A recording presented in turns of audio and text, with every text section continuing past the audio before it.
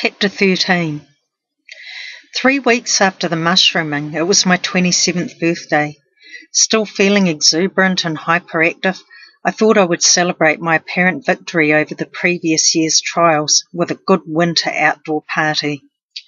My camper van out in Mum's yard became the focal point for the festivities. I put the awning up, strewed tarpaulins, blankets and cushions around, and got a good blaze going in the brazier. I lit incense and candles around the place and dragged the stereo speakers out onto the lawn.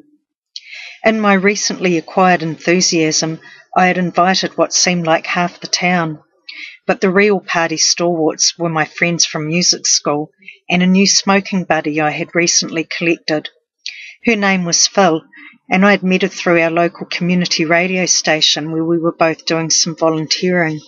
We had immediately struck up a friendship. She was a lot younger than me, but we shared a common love of drugs. I had at some point introduced her to the music school stoners. She fitted right in and became one of us. The previous weekend our band had played at an all-night rage out in the country in a woolshed in the middle of nowhere. Phil had come along with us and we joked that she was our groupie. We partied hard that night and Phil just never went home.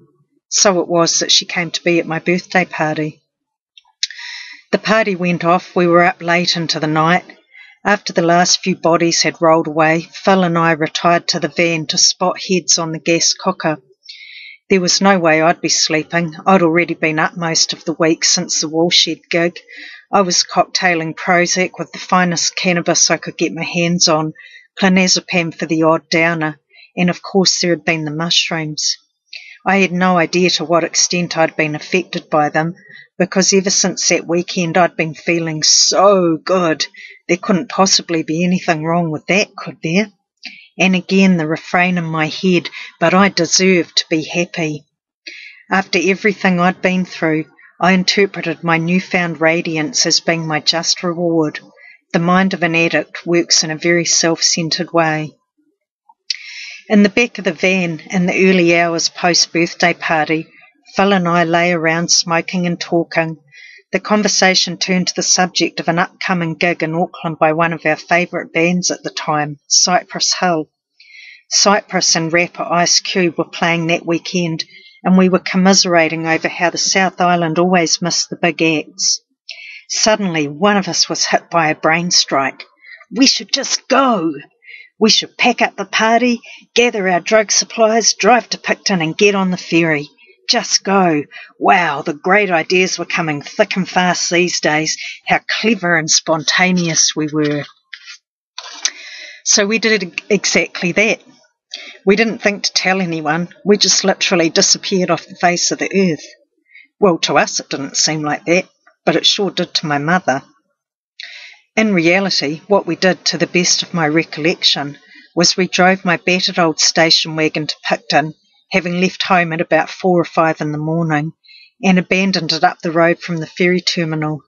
We'd had no sleep, we had no money, but we had enough petrol to get to the ferry, so that was okay.